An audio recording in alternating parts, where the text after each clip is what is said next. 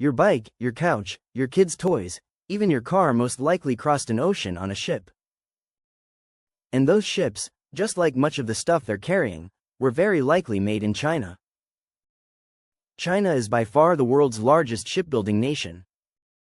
They have the steel, the aluminum, the parts, the components, and the final assembly. China owns that infrastructure.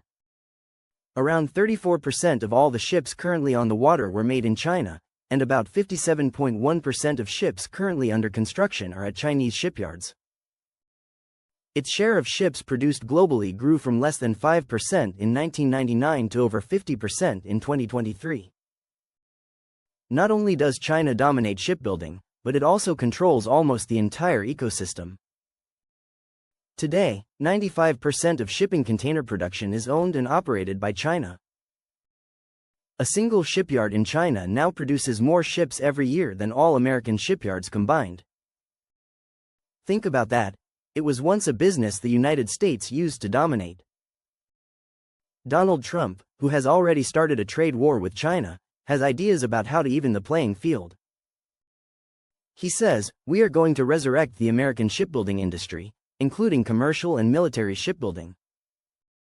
Trump's actions, such as tariffs and new trade measures, aim to reset the relationship between the US and China, a reset that could have far-reaching consequences, potentially altering global trade and economics. Once upon a time, the US was the predominant force in shipbuilding.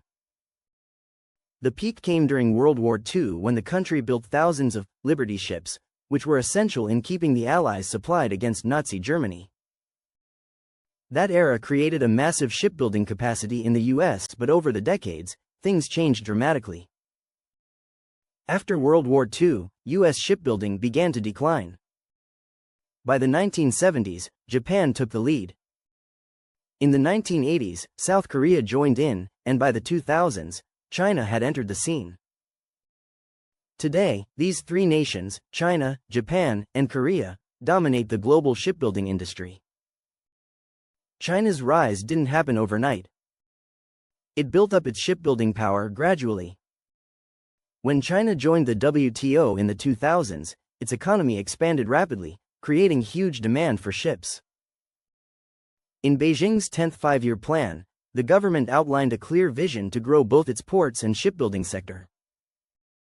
That strategic focus inspired China's manufacturing base and labor force to rally behind the goal of becoming a global leader in shipbuilding.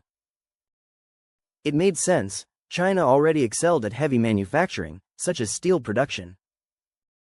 It also had a massive, highly skilled, and relatively inexpensive workforce, perfect for the complex labor-intensive task of building ships. The Chinese government further supported the industry, treating shipbuilding as a strategic priority to help the nation move from basic to advanced manufacturing. As more ships were built, costs dropped, creating a powerful cycle of growth. Meanwhile, the US took a different path. For decades, it has been exporting manufacturing jobs overseas. The US economy is now primarily service-based, with manufacturing making up only about 8% of total employment. A China-built container ship costs around $55 million, while a comparable US-built ship could cost $330 million. That enormous price gap explains why between 2020 and 2022, China had over 4,000 large ocean-going ships on order, while the US had just 12. In 2024, the US built only 0.01% of the world's commercial ships. To put it in perspective, one Chinese state-owned shipbuilder produced more commercial tonnage last year than the entire US shipbuilding industry has built since the end of World War II. Shipbuilding is both capital and labor-intensive. It requires vast infrastructure and substantial subsidies, and that's where China's centralized government thrives. Between 2010 and 2018, China's government provided around $132 billion in support for shipbuilding, not including additional benefits such as low-interest loans, debt forgiveness, and equity infusions. If the US wants to revive its shipbuilding industry, it would need similar subsidies. But that would mean funding an unprofitable sector with taxpayer money. Trump's plan involves raising revenue through new levies on Chinese-built, owned, and operated ships.